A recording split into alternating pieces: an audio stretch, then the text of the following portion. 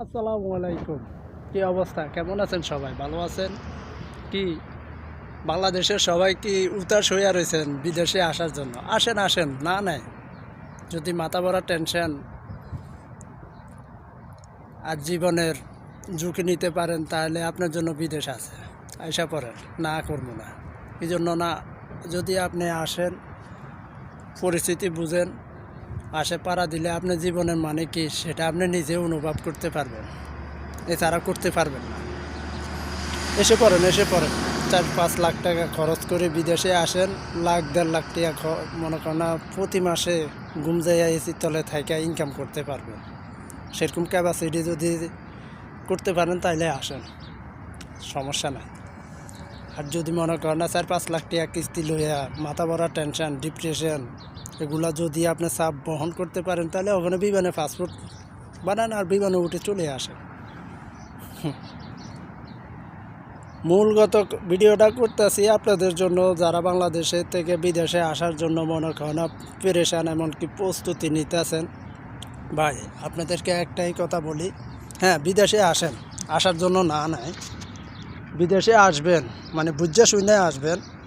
আপনার মামা আছে, খালু আছে, ভাই আছে, বাবা আছে, অনেক ধরনের আত্মীয় স্বজন আছে। আত্মীয় স্বজনের মাধ্যমে আসবেন, আসলেও মানে বুঝে শুনে আসবেন। আপনি বিষয়টা কী, আপনার মনে করেন না পজিশনটা কী, আপনার কাজ কী, এগুলো জানবেন, তথ্য জানবেন ভালো মতন বুঝা।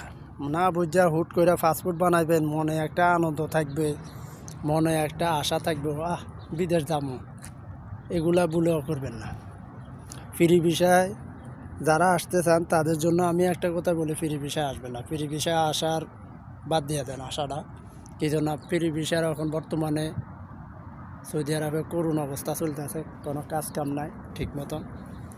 যারা করতে আছে তো করতে আছে টুকটাক করে, কোনো মতন মনে কর না খায়া লইয়া দিন গুনতে আছে।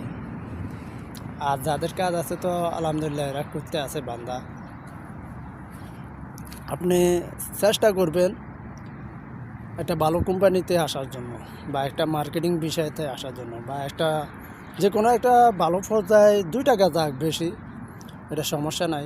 কিন্তু আস্তে আস্তে আল্লাহর রহমতে আপনার যখন মনে করেন না আসবেন, তখনই আপনি ইনকাম করে পরিশোধ করতে পারবেন। কী জন্য না, যদি আল্লাহর রহমতে আপনার 12 মাস কাজ থাকে তাহলে আপনার সমস্যা নাই। আপনি 6 মাস 3 মাস কাজ করলেন, যেগুলো ইনকাম করলেন এগুলো বইয়া বইয়া খেলেন। বাড়িতে তো কিস্তি লাগিয়ে ফেরা দিতে আছে, দেনা লাগিয়ে ফেরা দিতে আছে, আবার সুদের টাকার লাগিয়ে ফেরেশানে পড়ে গেছে। তো কী করবে?